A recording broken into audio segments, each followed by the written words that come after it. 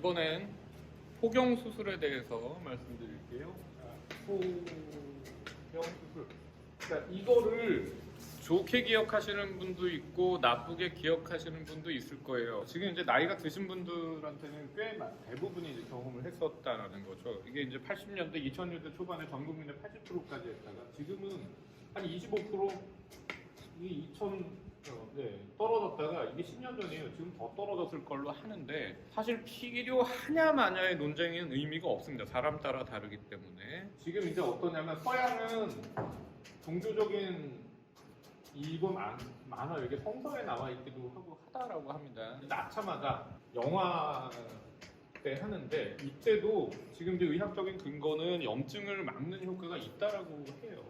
염증 막는 효과가 있다라고 하는데 이제 저는 이제 한국에서는 개인적으로도 별로 이거는 반대입니다. 일단은 아이가 결정할 수 있는 때가 아니고 두 번째는 한국이 사실 여러분들이 다니는 그 병원들이 너무 쉽게 의사들을 만날 수 있다 보니까는 염증 초기에 큰 문제가 안 되는 상태에서 이게 해결이 되는데 염증이란 질병이 타이밍을 놓치면 꽤 중증으로 갈 수 있는 병이기 때문에 그런 면에서 오히려 서양에서의 데이터들이 이게 효과가 있다라고 지금 이제 점점 나오고 있어요. 그러면 한국은 어떠냐?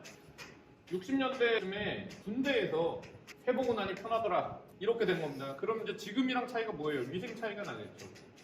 위생의 차이는 나는데 이게 이제 조금 시사하는 바가 성인이 돼서 받고 났더니 편하더라라는 것 때문에 80년대에 자식들한테 권했다. 결국은 받아본 사람의 전후를 비교를 했을 때 뭔가 편했었다라는 거거든요. 그럼 필요할 수도 있겠다라는 건데 분명히 다시 말씀드리지만 일률적으로 결정하지 마시라는 겁니다. 꼭 필요한 거 아니에요.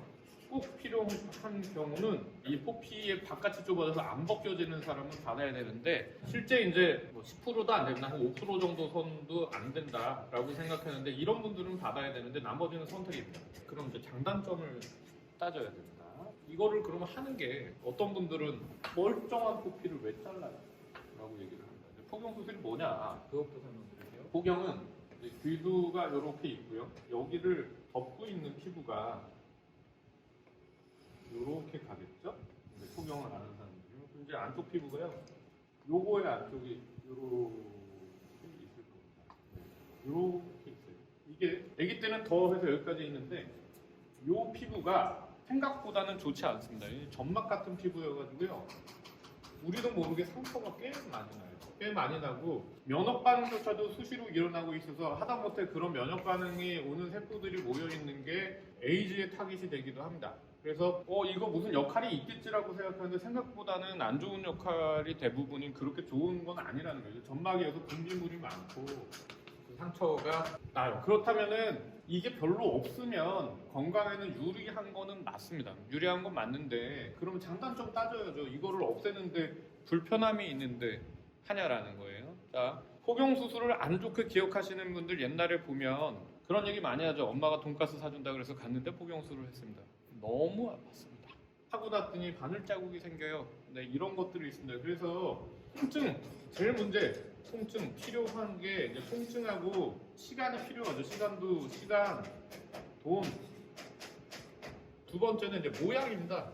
모양이 야 이걸 없앴는데 고추 가늘어지는 거 아니야? 라는 생각이 들기도 하고 실제 예전에 포경을 받으신 분들이 여기 이제 실밥 자국 같은 게 아주 그냥 꽤 크게 생기는 그런 모양새가 보이는 경우가 있는데 사람 따라서는 뭐 이딴 거 생기면 뭐 우툴투툴한 음경이 더 좋아요 이런 얘기 할 수 있지만 자기 음경에 그런 거 생겼을 때 사실은 이쁜 모양으로 생긴 걸 더 좋아하지 일반적으로 그런 모습을 좋아하지 않습니다. 이 필요 없는 피부를 없애기 위해서 수술을 하는데요. 이게 이제 차이가 어떠냐면요. 필요 없는 거는 이렇게 해서 여기까지를 없애서 이 안에 살을 이게 남는 거를 여기 이렇게 밀어 넣으면 어떻게 되냐면은 이 살이 붙어가지고 여기하고 여기를 붙여 놓으면은 이게 나중에 요 정도는 되는 이렇게까지는 아니어도 처음에 하고 나면 뭐 부는 거가 해서 대략 이런 정도까지를 이제 만들어주고 상처가 이렇게 나는 포경을 만들어줍니다. 이거 저는 대학에서 분명히 이렇게 배웠는데요. 처음에 포경 수술하는데 1시간 걸렸습니다. 이거를 밀어 넣으면서 여기를 다 꼬매려니까는 꼬매는 것도 굉장히 얇은 줄로 오래 꼬매야 되더라는 거예요. 근데 지금 현재 이제 그 영국 문헌을 뒤져보니까 포경을 어떻게 하게 돼 있냐면 여기를 뚝 잘라 없애고 여기를 꼬매게 돼 있습니다. 이렇게 하면 폭영이 15분 만에 끝날 수도 있어요. 홈에 있는 거 그냥 이게 당겨 놓으면 다 붙습니다. 요즘에 이제 저희는 아예 그냥 이런 폭영을 안 하니까 폭영 수술이 시간이 오래 걸리다 보니까 비용을 아예 높여서 받고 있는데요. 예전에 폭영이 대부분 이런 거였기 때문에 이제 짧게 빨리 하는 수술이 됐어요. 근데 이게 이제 모양뿐이 아니라 이 통증 관리를 굉장히 신경을 너무 안 써줬었던 겁니다.